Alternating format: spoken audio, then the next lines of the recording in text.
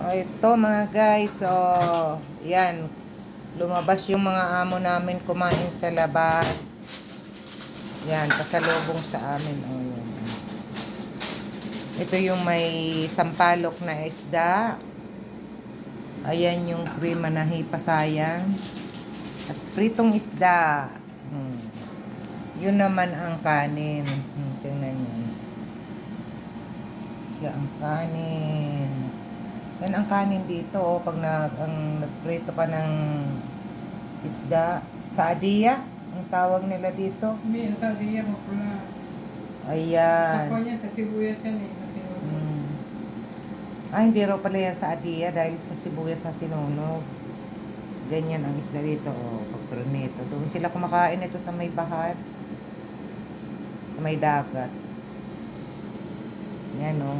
Yan, isda din yan na pinusta. Puro laman.